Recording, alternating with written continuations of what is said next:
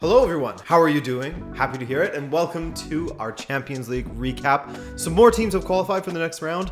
A big name has been deleted from the competition. Let's get into it, but first, if you aren't subscribed yet, then do make sure you do so, as I have an interview coming out tomorrow with none other than Herculez Gomez, former player. He grew up the US men's national team, he played at MLS, he played in Mexico.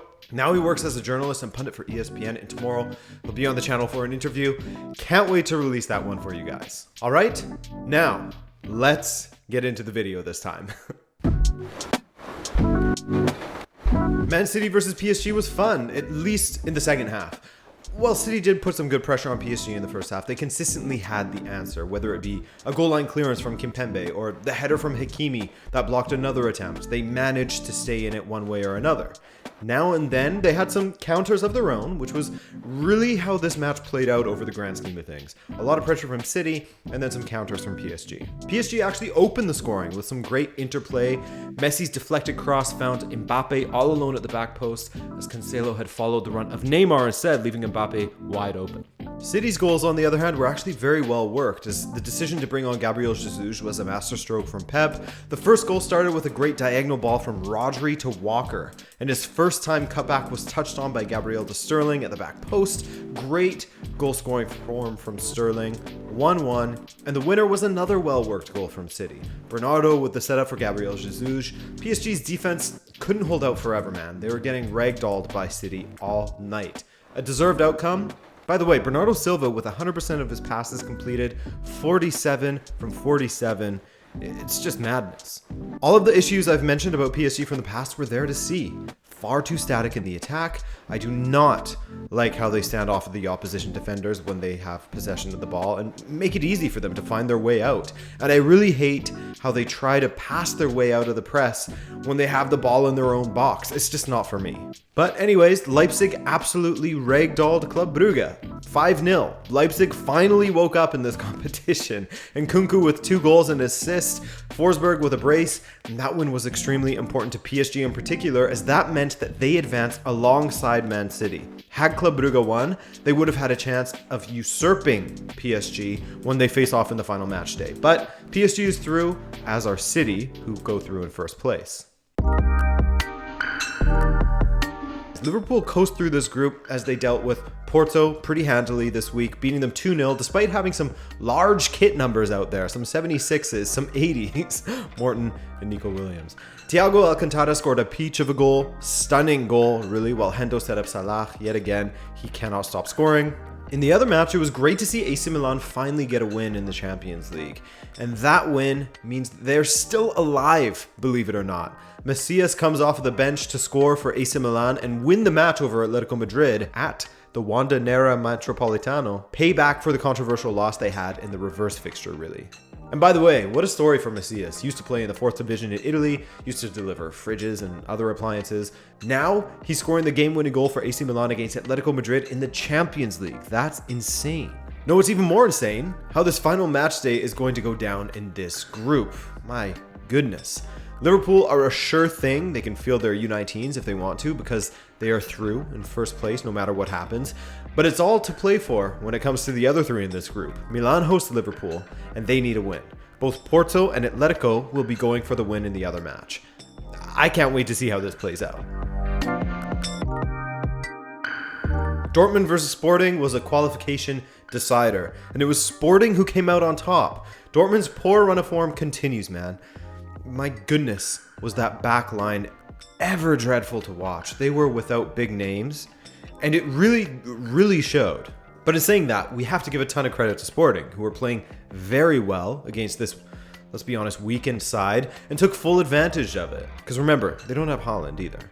Pedro Gonçalves was in form, rounding out a beauty of a brace right before the half was up to make it 2-0 Sporting, and he would have had a hat-trick if not for a Kobel save from the penalty. Unfortunately for Kobel, however, Pedro Porro was there to lift the rebound into the goal. Just some madness from Emre Can to get himself sent off when his team was on the verge of elimination to begin with. That whole brawl was, the killer for Dortmund in some ways. Their heads were gone at that point. Consolation goal for Malen. That will be one of the very few positives coming out of this for Dortmund, as he has scored in successive matches now. But Dortmund have been eliminated from the Champions League. Europa League for them Sporting go through alongside the incredible Ajax, who beat Besiktas yesterday. Ruthless from Haller once again as he scored his 8th and 9th goals of the group stage thus far. That's a record after 5 matches played. Each goal was set up by Argentinian. Some great work from both Tagliafico and Martinez. Beauties. So yes, as I said, Ajax through in first, Sporting in second, Europa League for Dortmund, and Besiktas last place. Group D, we finally saw goals come from a match between Shakhtar and Inter. Finally, after 3 goalless matches in a row dating back to last season's group stage and this season's group stage in the reverse fixture, Inter finally managed to score some goals against Shakhtar. Shakhtar, they're still trying to find a way to score against Inter. Inter scored a few, actually. And you would have been excused for thinking they would never come, as both Perisic and Lautaro had goals disallowed in this game. But when the breakthrough came via the very, very good Edin DZEKO, with a rocket from the edge of the box, he grabbed another one later as he ghosted to the back post to nod home the Perisic cross. Speaking of very, very good, how good has Perisic been for Inter so far this season? Absolutely rolling back the years, as people like to say, adding so much danger to that left flank. Same could be said of DZEKO as far as rolling back the years. The man has been incredible for Inter. 2-0, and they had to wait on the results from Real Madrid going away to Sheriff to see if they would be going through today or if it would have to wait until next match day. It was easy in the end for Real Madrid after Sheriff started so brightly with 2 wins from 2, including that win against Real Madrid at the Bernabeu. Real weren't playing any games on this occasion though. David Alaba scored the opener in the 30th minute, but he did go off with an injury later in the match. Toni Kroos kept his good form going as he grabbed a goal. Assist from Rodrigo, who I thought had a great night on that right flank. And of course, Mr. Inevitable, Karim Benzema made it 3 in the second half to kill off Sheriff and ensure that both Inter and Real Madrid will be going through. Sheriff, they have Europa League locked down. First off in Group E, we had Bayern playing Dinamo in the snow. Nothing new for Alphonso Davies, of course. And we had Robert Lewandowski scoring a ridiculous goal. Nothing new for him either. I swear we've been completely desensitized when it comes to this man. Something I actually spoke about on my podcast, Unsackable Pod, linked below. Check it. Give us a follow or a review. Both would be amazing. Love you so much. I mean, he's probably been the best player in the world since, 2019 or so? Certainly the most consistent and impactful, I'd say. So give him the damn Ballon d'Or already. This goal he scored against Dinamo, unfair for anyone to have to put up with that. But Dinamo certainly did put up with it and were actually quite good in the second half against Bayern, to be fair to them. They came out swinging, they pulled one back in the 70th, and they honestly could have equalized. But alas, Bayern wins once again. They needed that in order to make it, double sure that they have first place locked up. Turns out even a loss would have sealed it though, because Benfica versus Barcelona was a stalemate, a game that had 2 great goals disallowed, and rightfully so. First off, the improvements under Xavi are there to see, at least for the most part. It isn't a complete revolution just yet, but Barcelona looked far better, and with a better center-back pairing, could have dealt with Benfica's attack far better as well. Shout out to Araujo though, man. That guy will be an elite defender in the next season or so if he can avoid getting injured so often. I mean, he's already pretty elite. He was dominant down that right flank for Barca. It took Benfica about a good 20 to 25 minutes to come into the game, and they really should have taken the lead if not for Yaremchuk heading directly at Ter Stegen, or that fantastic Otamendi goal having not crossed the line from the outswinging corner. A shame, as it was a beautiful bar down strike from Otamendi. Oh. Barca had a beauty disallowed in the second half. Who else but Araujo, their best player on the night. In fact, Araujo and Otamendi were both incredible defensively, but for Benfica, it was a draw that absolutely should have been a win, if not for a Seferovic disaster class. What else is new? I mean, great counter from Benfica, good patience from Darwin, and a good ball forward to Seferovic. He clips the ball over Ter Stegen, and if I told you he missed from here, would you believe me? He could have all but eliminated Barcelona and put Benfica in the driver's seat for qualification, but he f***ed it. Done with this guy, man. I cannot believe this. So going into the final match day, Benfica plays Dynamo Kiev at home, while Barca go away to Bayern Munich. Hard to say which way it will go, as Benfica have to beat Dynamo and hope that Barcelona fail to get a win away to Bayern. Bayern have first wrapped up already, but maybe they would take some pleasure in another Barca beatdown and potentially sending them to Europa. Who knows? We'll have to wait and see. Atalanta with another choke job against Young Boys. Respect to Young Boys, of course, as they have proven a few times in this group already that they are a pretty damn decent side that is not too easy to play against. But Atalanta, once again, blew a lead. They failed to get a result over the line. It was a match in which it was looking like a valuable win on the road thanks to goals from Zapata and Palomino. Then, in a 4-minute span from the 80th to the 84th, that valuable win on the road looked like a loss as Sierro and Hefty turned it on its head to make it 3-2 Young Boys, from 2-1 down to 3-2 up. But in the end, Luis Muriel came onto the pitch to take a free kick for Atalanta, straight from the bench onto to take the free kick. He converted it with his first touch of the ball. Ridiculous stuff, really, curling it into that bottom corner. Quite entertaining, though, from Atalanta, as always. In the other match, it was Carrick at the wheel. Some brave decisions from Carrick, as Bruno was seated on the bench, and the likes of Sancho and Van de Beek got the starts they deserve. United looked better off of the ball and pressed more, and they looked a bit confused while on it at times. I believe they were playing a 4-4-2, and they did look better defensively. In the second half, a mistake at the back from Villarreal keeper Rulli got his defender, his teammate kqtuB, in a spot of bother. And from Fred's tackle, the ball fell perfectly to Ronaldo, and he, as ever, capitalized. Mr. Champions League himself dinked it over the keeper into the corner for 1-0. And from there, with Villarreal pushing for an equalizer, Bruno Fernandes started playing some incredible balls off of the bench. His passing was just ridiculous once he got onto the pitch, and he helped spring the counterattack, as well as provide the assist to Jadon Sancho, who sliced a strike off of the bar and in. Stunning, and nice to see Sancho get his first goal for United after what has been a tough start to things at the club. Much better performance from him, but still a ways to go to reach his Dortmund levels. So, United are through to the knockout rounds of the competition, with the only sorting out to do being who else goes through with them. And guess what? It's Atalanta playing at home against Villarreal in the final match day. Young Boys need a win for Europa League, and Villarreal to beat Atalanta.